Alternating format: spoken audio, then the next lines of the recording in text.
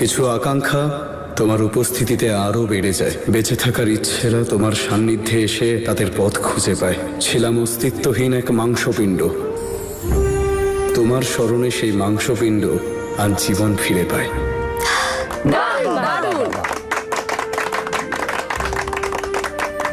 তোমার নিস্তব্ধতাও অনেক কিছু বলে দেয়, আর আমার চোখ তোমার সৌন্দর্যে তার মৌনতা ভেঙে দেয়। ময়ূরপঙ্খীও হয়ে ওঠে ধন্য